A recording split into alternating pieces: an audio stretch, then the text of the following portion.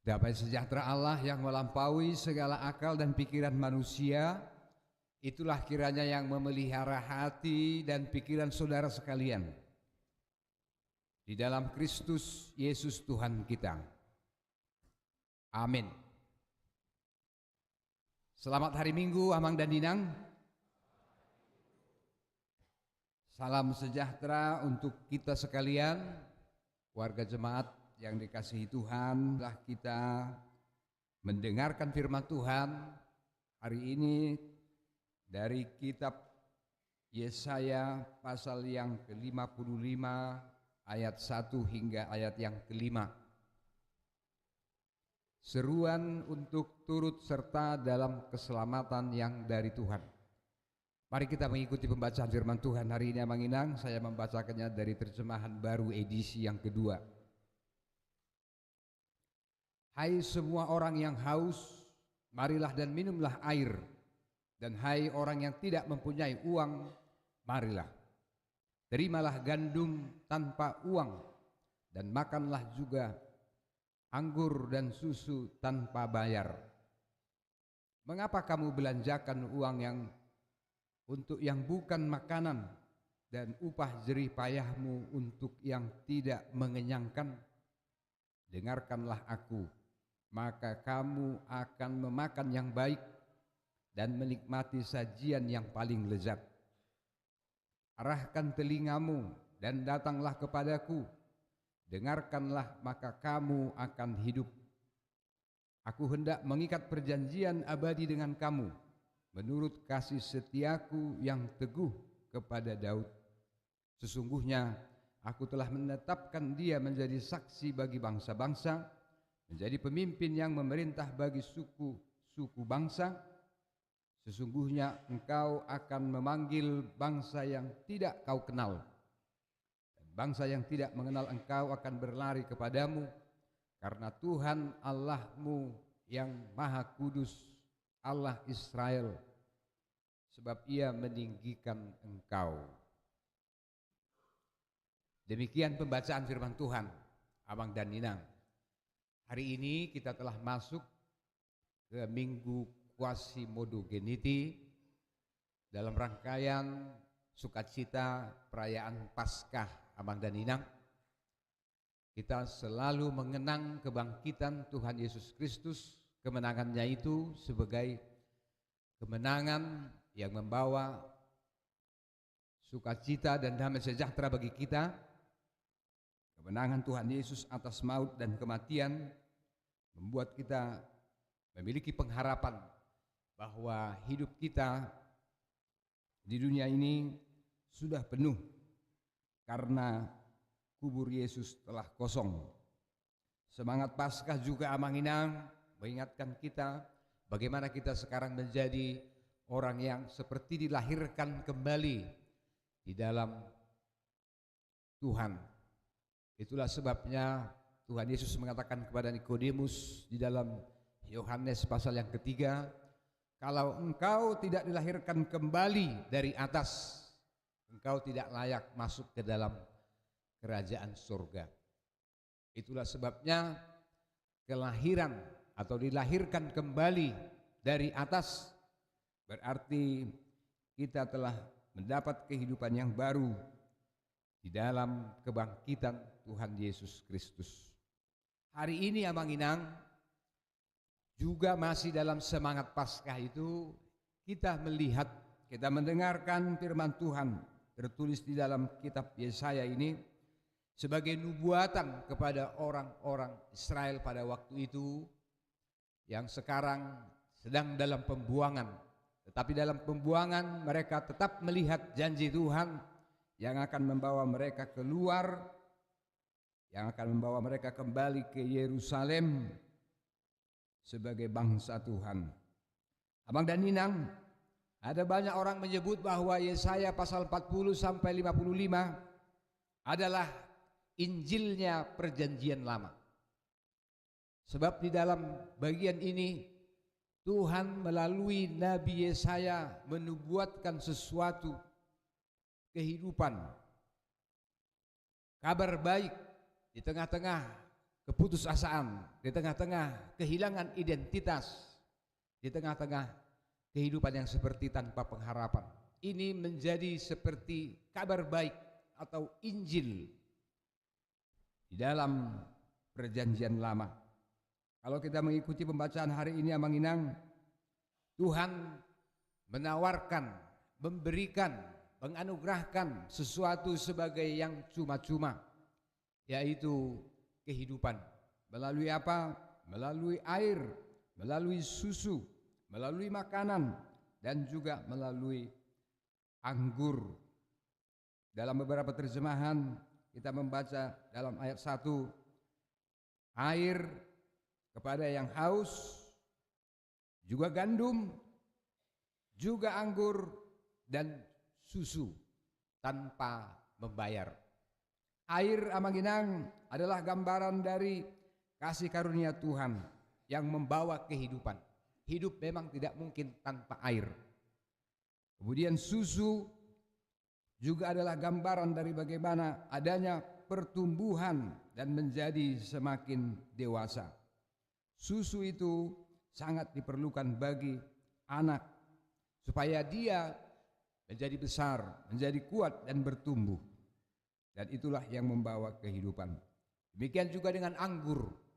Anggur bagi orang Yahudi adalah lambang dari sebuah sukacita, lambang dari sebuah kepenuhan.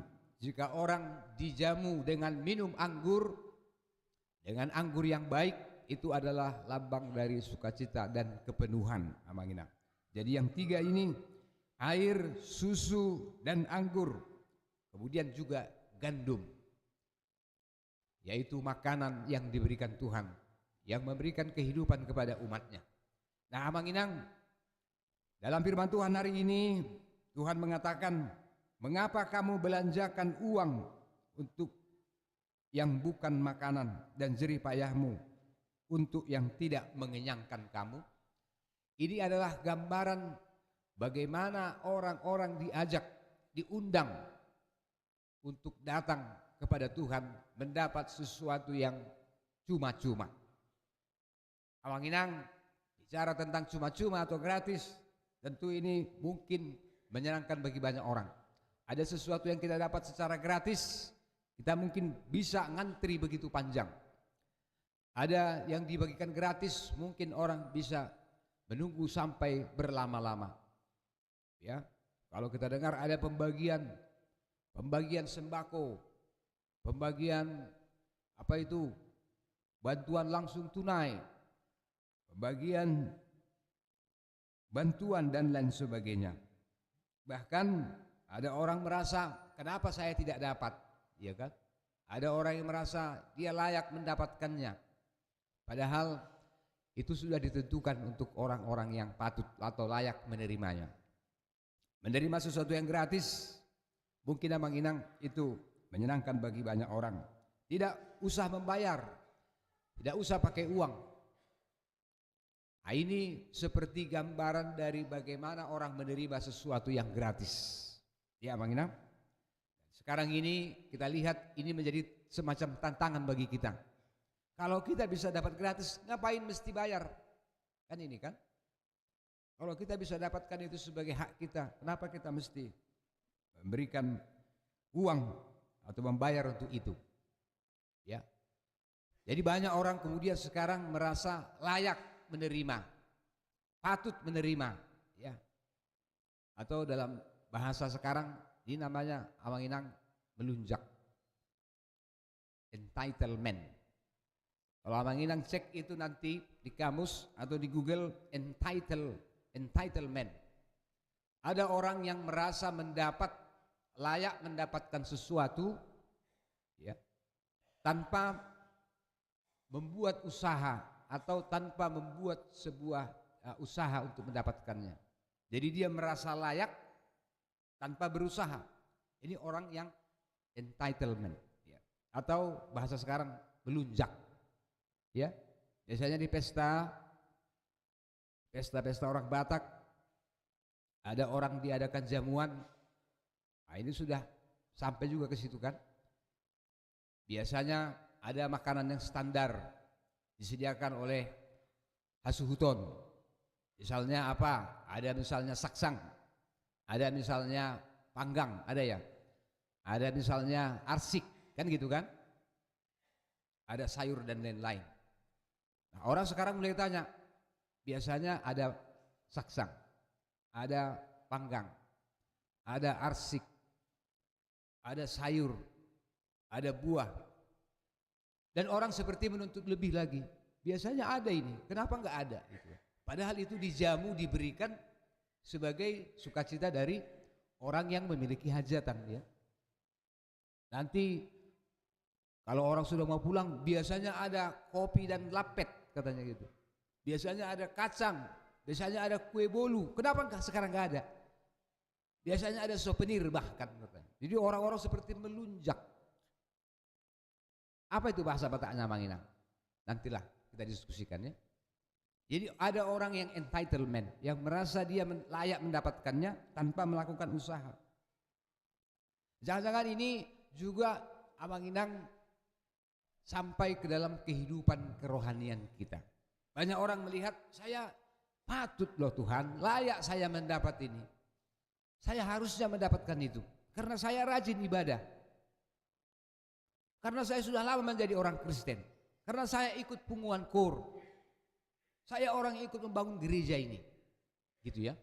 Jadi ini perasaan entitlement. Melunjak. Dan ini sebuah bahaya bagi kita, Manginang. Di tengah-tengah kehidupan masyarakat, di keluarga juga. Nah, jadi firman Tuhan hari ini memang menyatakan Tuhan memberikan sesuatu yang gratis, yang diberikan secara cuma-cuma. Tapi jangan lupa, Manginang, sesuatu yang diberikan Tuhan secara cuma-cuma, secara murah, bukan berarti itu murahan. Ya. Maka dulu ada pernah seorang teolog namanya Dietrich Bonhoeffer. Dia mengatakan anugerah itu adalah cuma-cuma, anugerah itu murah. Tapi ada harga yang harus dibayar untuk seorang murid, ya, the cost of discipleship. Jadi harus ada harga yang dibayar, meskipun itu diberikan Tuhan secara cuma-cuma, tetapi harus ada harga yang kita bayar sebagai seorang murid yang menerima sesuatu yang cuma-cuma itu, Amanginang. Amanginang, saya kira ini juga bisa kita alami dalam kehidupan kita sehari-hari. Bagaimana ada orang yang merasa layak hanya karena dia sudah lama di situ, dia sudah mempunyai sumbangan di situ. Demikian juga dalam kehidupan kita. Jadi ini peringatan bagi kita. Menerima sesuatu yang gratis, yang cuma-cuma, yang murah dari Tuhan bukan berarti tanpa harga yang harus dibayar. Jadi ada kerelaan, ada kemauan, ya. Seperti yang dikatakan oleh Tuhan Yesus dalam Injil Matius. Tuhan Yesus mengatakan dalam pasal 11 ayat 28, datanglah kepadaku, marilah kepadaku hai yang letih lesu, aku akan memberikan kepadamu sejahtera. Ya. Romahamu tuauhamu akan lalu jajalana sorat asahu pasonak kamu. Ini ajakan, ini himbauan dari Tuhan Yesus bahwa Dia memberikan sesuatu yang menyenangkan, yang mensejahterakan hidup kita, bukan berarti tanpa perjuangan, tanpa usaha, tanpa harga yang harus kita bayar. Tuhan mengatakan, datanglah kepadaku. Hai, datanglah kepadaku. Jadi kedatangan kita kepada Dia, kemauan kita, kerelaan kita untuk datang kepada Tuhan, itu adalah harga yang harus kita bayar, ya. Maksudnya, Manginang, tentu kita datang kepada Dia dengan iman yang sungguh-sungguh, dengan kemauan yang sungguh-sungguh, dan tidak mengandalkan segala sesuatu dalam kehidupan kita ini. Nah, inilah, Manginang, seruan firman Tuhan bagi kita. Mengapa kamu membelanjakan, mengapa kamu membelikan sesuatu yang tidak menjadi kehidupan, kesejahteraan, upah jerih payahmu untuk sesuatu yang tidak mengenyangkan kamu? Ini, Amanginang, adalah gambaran dari segala sesuatu yang diberikan Tuhan kepada kita, yang kita pakai untuk mencari segala sesuatu yang kita rasa nikmat, kita rasa itu akan menyenangkan kita, membahagiakan kita dari dunia ini. Jadi segala sesuatu yang kita pakai untuk membeli atau untuk membelanjakan segala sesuatu selain kepada Tuhan, itulah gambaran dari orang-orang yang membelanjakan, memakai segala sesuatu yang diberikan Tuhan, tetapi bukan untuk mencari Tuhan. Nah, ini manginangnya. Oleh sebab itu firman Tuhan hari ini kepada kita diajak supaya kita menyadari kalau kita mendapat kasih karunia itu bukan karena kita layak, bukan karena kita patut, bukan karena jasa-jasa kita. Jangan ada kita yang melunjak, jangan ada yang merasa layak, merasa patut. Dan perasaan seperti itulah amanginang yang mendorong kita selalu berserah kepada Tuhan. Bahwa kalau aku bisa seperti ini, hari ini semata-mata karena kasih karunia dan pemberian Tuhan. Jangan lupa apa yang dikatakan oleh Rasul Paulus dalam 2 Korintus pasal yang ke-12 itu. Waktu orang merasa lemah, merasa tidak berdaya, saat itu dia datang kepada Tuhan. Disitulah dia menjadi kuat. Saat aku lemah, disitulah aku menjadi kuat di dalam Tuhan. Di Tikigaleau, di Sidiwau, Margugus itu tuh. Ya. Jadi orang yang merasa dirinya tidak layak, mendapat kasih karunia, dan dengan itu dia datang kepada Tuhan. Kemudian dia mendapat sejahtera, mendapat kekuatan dan pengharapan di dalam kehidupannya ini.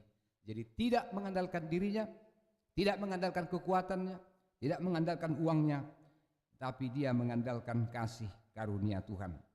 Amanginang, dari semua yang kita nikmati, kita rasa, kita pegang, kita raih berkat Tuhan dalam kehidupan kita ini, perlu ada kemauan, kerelaan untuk datang kepada Dia. Coba bayangkan amanginang, ada orang yang berangkat dulu masih susah, misalnya orang berangkat dari satu tempat ke tempat yang lain, ada orang yang migrasi ke Amerika sana, dan orang itu harus menaiki kapal. Kemudian di tengah perjalanan, sesudah membeli tiket, uangnya hanya cukup untuk membeli roti untuk makanannya. Padahal perjalanan itu berbulan-bulan. Setiap hari dia melihat ada orang yang makan di kapal yang membawanya itu ke seberang sana.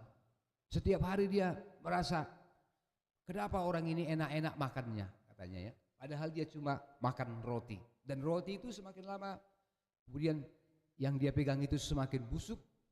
Padahal perjalanan masih jauh. Sampai akhirnya roti tidak bisa lagi dimakan, dia sekarang kelaparan. Dia datang kepada orang yang menjaga makanan itu. Tuan, bolehkah aku bekerja di sini supaya aku bisa mendapat makan juga seperti orang-orang di sini? Dia melihat orang-orang di kapal itu semuanya makan segala sesuatu yang disediakan di situ. Apa jawab dari orang yang menjaga makanan itu, Amanginang? Kalau Bapak sudah menjadi penumpang di kapal ini, berarti Bapak juga berhak atas semua makanan, minuman yang ada di sini. Jadi itu membuat dia tersadar, Amanginang, bahwa ternyata dia sudah ikut di dalam kapal itu, tapi dia tidak menikmati apa yang disediakan. Saudara-saudara, itu gambaran dari banyak kita yang hadir di tengah-tengah gereja, yang ikut dalam persekutuan, tetapi kita tidak ikut merasakan sukacita, menikmati apa yang telah disediakan Tuhan kepada kita. Hanya karena kita mengandalkan diri kita sendiri, pikiran kita sendiri. Ya, Bang Inam? Nah, ini juga seperti gambaran dari bagaimana kita harusnya melihat, menyaksikan dan menyadari apa yang disediakan Tuhan kepada kita sebagai anggota dari persekutuan itu. Ini yang diserukan oleh firman Tuhan kepada kita. Janganlah kita seperti penumpang kapal itu. Kita ikut di dalam kapal, tapi kita tidak sendiri tidak menikmati apa yang telah disediakan bagi kita. Amanginang, bagaimanakah kita datang kepada Tuhan? Bagaimana kita bisa menerima segala sesuatu yang diberikan Tuhan? Jawabannya adalah sebagaimana topik minggu kita hari ini, Amanginang. Topik minggu ini adalah dengarkanlah Tuhan, dengarkanlah Dia supaya kamu mendapat hidup. Pendengaran, Amanginang, adalah sesuatu yang sangat penting.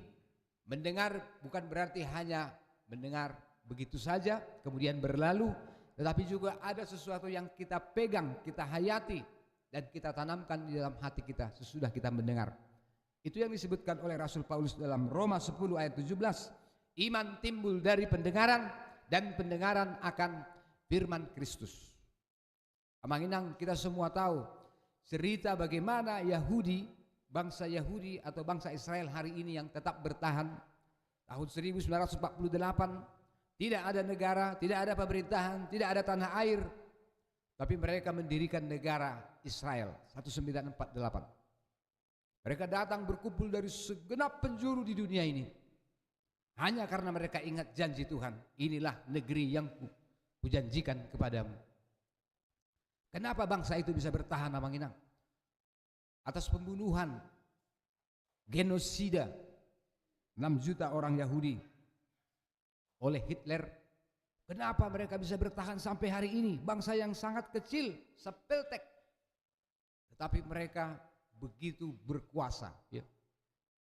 Hari ini negara-negara raksasa, negara-negara Arab di sekitarnya pun takut kepada negara Israel itu. Kenapa bangsa ini bangsa yang seperti tidak bisa diganggu gugat gitu ya. Meskipun kecil, tapi hampir dari setengah penerima hadiah Nobel adalah orang-orang Israel. Kenapa, Amanginang? Kalau kita selidiki dari Alkitab, orang Israel itu, orang Yahudi itu memegang ketat aturan Tuhan yang mengatakan, dengarlah hai Israel. Ulangan pasal 6. Dalam Ulangan pasal 6 dikatakan, dengarlah hai Israel. Inilah yang mereka pegang, sehingga seorang orang tua memberikan nasihatnya, mengajarkan segala sesuatu kepada anak-anaknya. Dengarkanlah, dengarkanlah. Dan pendengaran mereka ini, apa yang mereka dengar waktu kecil, meskipun mungkin tidak dimengerti, tapi mereka hayati, mereka pegang, itulah kemudian yang menjadi modal mereka sampai mereka menjadi dewasa. Jadi pendengaran adalah kekuatan yang luar biasa. Pendengaran itulah yang membuat bangsa itu tetap bertahan, namanya pendengaran yang benar. Kalau orang Yunani mengandalkan penglihatan, orang Yahudi mengandalkan pendengaran. Masih ingat bagaimana Thomas tidak percaya kepada kebangkitan Tuhan? Thomas bilang, sebelum aku melihat, aku tidak percaya. Karena seeing is believing.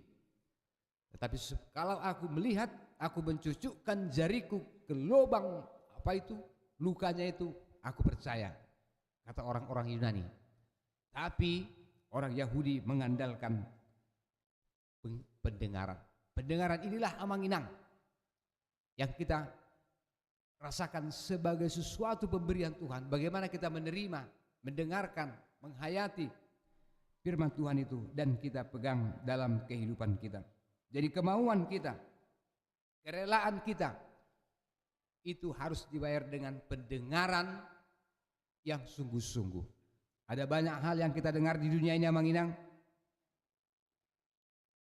Suara-suara dunia ini, godaan-godaan, tapi ada suara yang kecil, yang halus, tapi itu mungkin harus tetap kita dengar. Itu seperti panggora neroha, itu seperti suara hati yang harus kita dengarkan. Jadi di tengah-tengah banyaknya godaan dunia ini, berseliweran semua suara-suara di dunia ini, tawaran-tawaran dunia ini, tetapi tetaplah dengarkan suara Tuhan, termasuk melalui suara hati kita.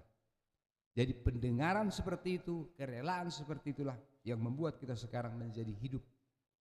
Mau mendengarkan firman Tuhan, mau merenungkan, seperti kata Tuhan Yesus, berbahagialah orang yang mendengar firman Tuhan dan memeliharanya di dalam hatinya.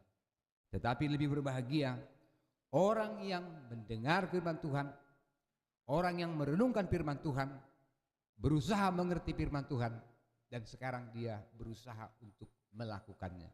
Lebih berbahagia orang yang melakukan firman Tuhan, yang didengarnya, yang direnungkannya dalam kehidupannya. Kiranya Tuhan memberkati kita sekalian, Amanginang, hidup dalam pendengaran yang benar, yaitu suara Tuhan, suara hati kita, dan juga segala sesuatu yang difirmankan Tuhan kepada kita, supaya kita hidup dan sejahtera. Amin. Mari kita berdoa. Terima kasih Bapa di surga, kami bersyukur kepada Tuhan pada hari ini kami mendengarkan firman Tuhan. Betapa suaramu, firman-Mu, ketetapan-Mu dan aturan-Mu Tuhan, itulah yang harus kami dengarkan, kami perhatikan dan kami lakukan dalam kehidupan kami. Tuhan memberikan banyak berkat bagi kami, melalui kesehatan, melalui kekuatan, melalui hari-hari hidup kami. Tuhan mencukupkan segala sesuatu kebutuhan kami, makanan dan minuman, serta kebutuhan yang lainnya Tuhan. Oleh sebab itu Tuhan, biarlah kami memakai semua berkat-Mu untuk datang kepada Tuhan dengan kerendahan hati bahwa kami tidak layak, kami tidak patut. Tetapi karena Engkau melayakkan kami ya Tuhan, kami bisa menerima kasih karunia-Mu, yaitu kehidupan, yaitu sejahtera, yaitu ketenangan di dalam hidup kami ini. Terima kasih Bapa di surga, berkatilah firman-Mu yang selalu kami dengar, yang kami hayati, sehingga Tuhan bisa juga kami ceritakan, kami saksikan melalui kehidupan kami, kepada anak-anak kami, kepada orang-orang di sekitar kami. Kami yakin pendengaran, iman timbul dari pendengaran dan pendengaran akan firman Kristus. Terima kasih Bapa di surga, semua warga jemaat-Mu mulai dari yang kecil sampai yang dewasa. Tuhan memberkati setiap keluarga, persekutuan kami, kegiatan-kegiatan yang diselenggarakan di tengah-tengah gereja-Mu ini. Pujilah nama Tuhan oleh karena Tuhan Yesus Kristus Tuhan kami. Amin.